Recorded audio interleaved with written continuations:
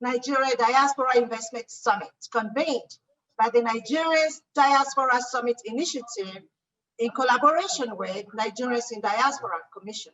It's actually convened by Nigerians in Diaspora Commission in collaboration with the Nigerians Diaspora Summit Initiative, with the theme Post-COVID Economy Resurgence, targeting diaspora investment. This is the first ever virtual diaspora summit due to the coronavirus pandemic, which has caused a halt to large events in the world and has resulted to program organizers organizing online gatherings. I am most impressed that you all took time out of your busy schedules to participate in the summit, regardless of the differences in time zone. This simply shows the resilience of Nigerians in diaspora and at home. We have good news. Just this week alone, 8 Nigerians, in fact, just yesterday, 8 Nigerians at the same time got drafted into the NBA in America. 8 of them from Naji, Okoro, Oturu, at the same time. And just also very recently, just two days ago, Tinuke Oyediro in the UK, at the same time, won 2 Guinness World Records in sports on the same day, at the same time. Well, we're celebrating that good news of Dr. Okoje, who was enrolled into the NASA Hall of Fame. These are all Nigerians in the diaspora, and that is why, and this is just in 1 week. This year's theme for the summit, which is Post-COVID-19 Economic Resurgence, Targeting Diaspora Investment, is apt as the focus needs to change towards encouraging youths in participating in small and medium businesses, as with the entrepreneurship training acquired, as well as expanding already existing businesses in Nigeria. It is important to note that the federal government of Nigeria is in support of all investment initiatives.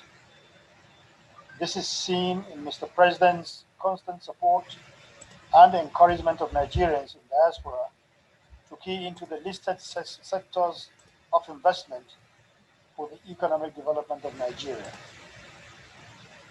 These sectors include, but are not limited to, healthcare, education, agribusiness, creative entertainment and sports, telecommunication, ICT, and manufacturing.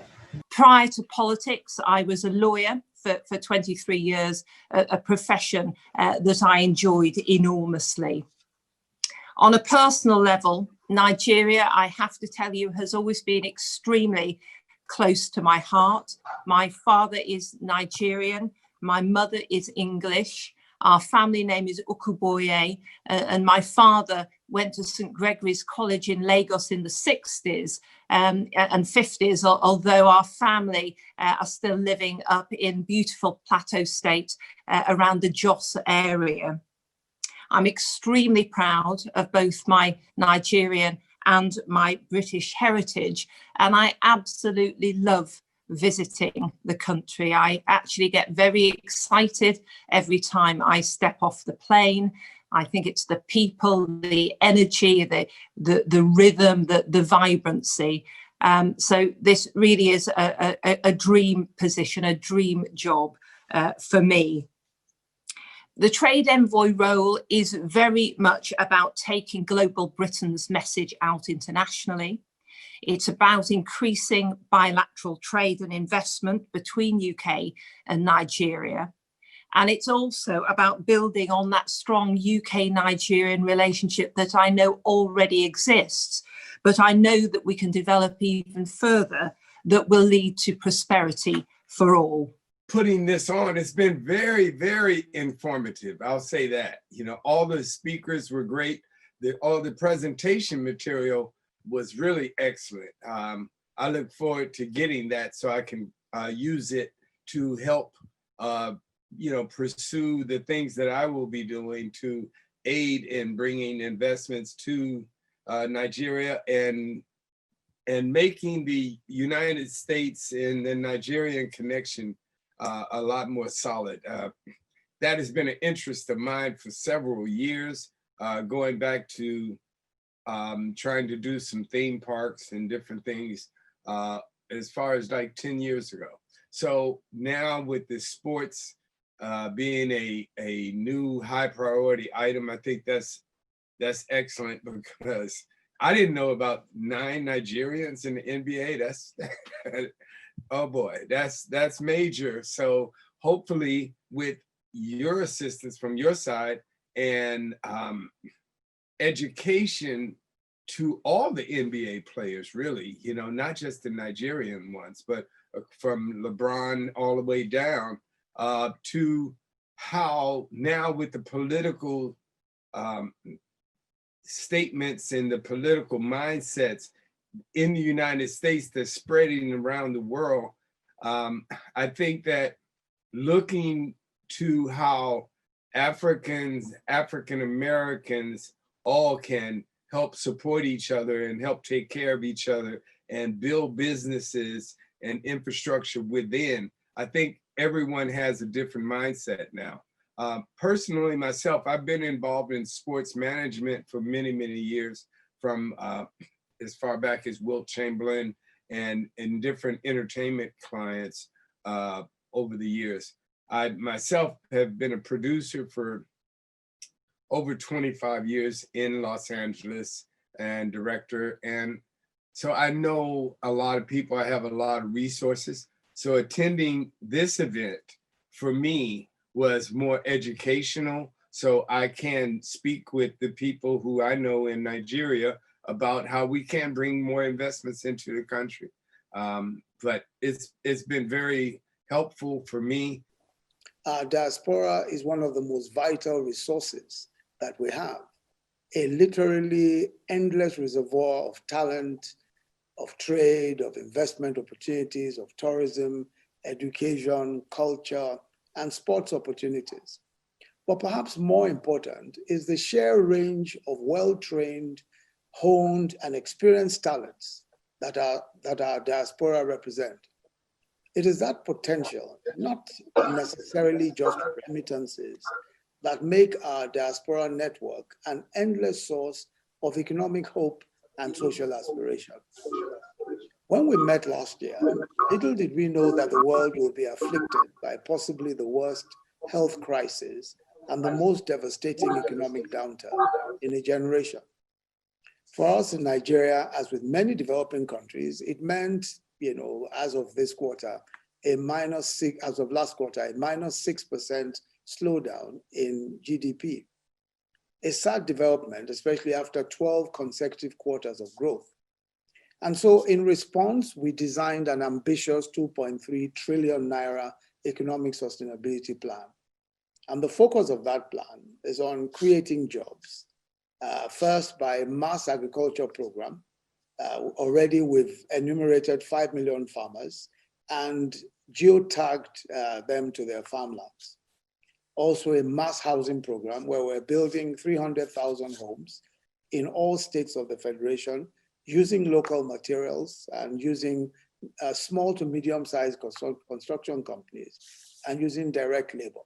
What we plan to do is that in every one of the sites, already we're active in about 11 states. And what we're doing is that we're engaging very small contractors, small construction companies, not any of the big ones, although we're using some of the big ones as coordinators. And so we also on the sites ensure that we have facilities for block making, for making of panels, windows, doors, etc. All of this locally produced. The whole idea is to generate jobs, generate opportunities and income in every locality that we're functioning in. We also have a solar program to make 5 million connections across the country. In other words, we're going to be putting 5 million solar home systems across Nigeria. That will service in all about 25 million individuals. So this particular project, the Solar Homes Project, involves a credit extended to solar home systems, assemblers, and retailers by the CBN.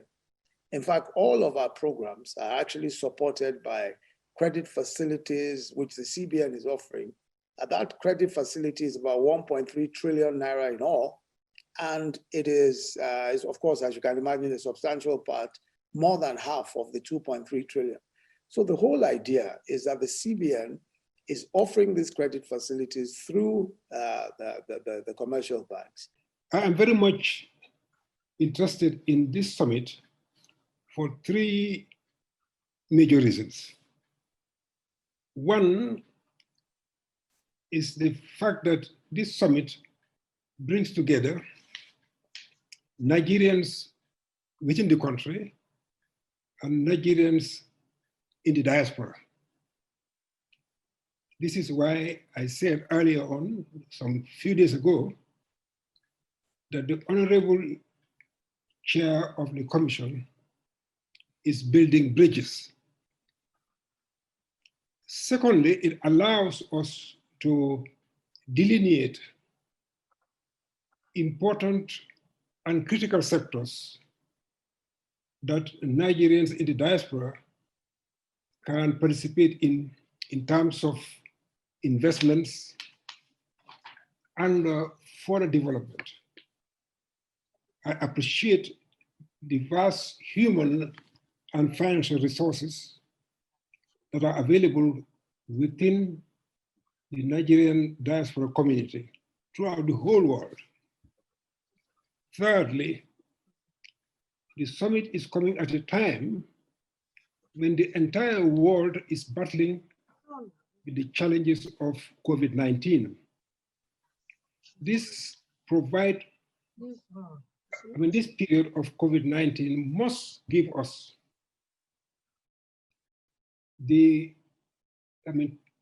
a greater sense of urgency in tackling our primary healthcare system in the first place.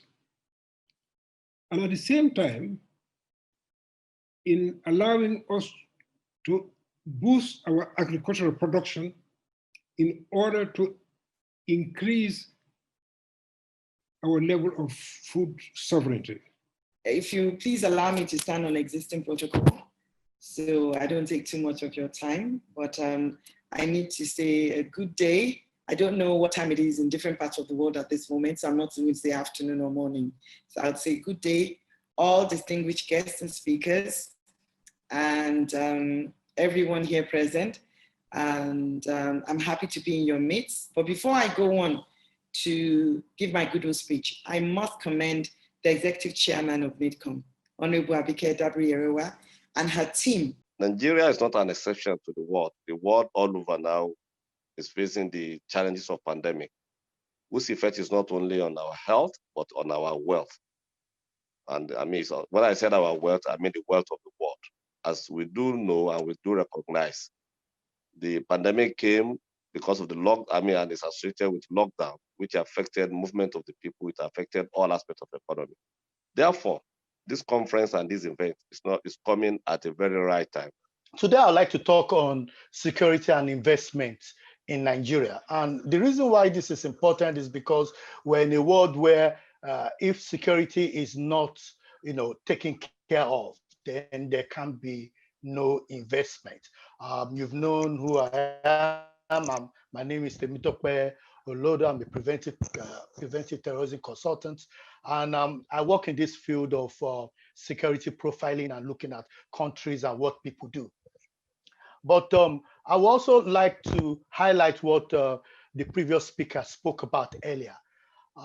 As a former Kegite, I used to say that the Agama lizard that jumped from the high Iroko tree, seeing no one to congratulate him, will congratulate himself for not breaking his neck.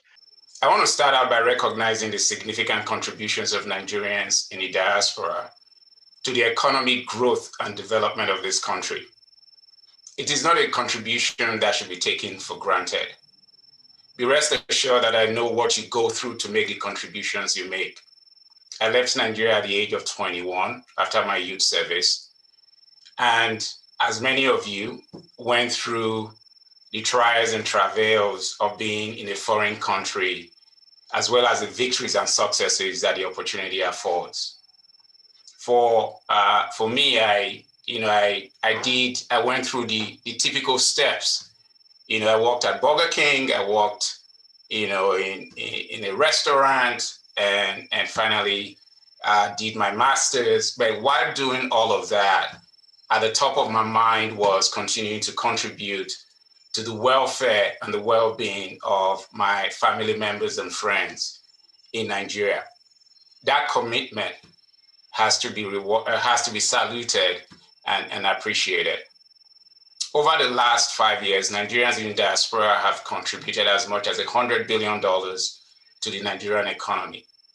In 2019 alone, the total diaspora remittances was about 25 billion, representing 80% of the federal government budget and approximately 6% of the country's GDP. What we're doing is offering a 10-year tax holiday on companies that come in to invest in the automotive sector. So for 10 years, you're able to plow back your revenue to further grow your businesses and be even more competitive. As we know, there's also a lack of necessary manpower that would go into those factories. So one of our mandates is to develop the necessary manpower for the automotive industry.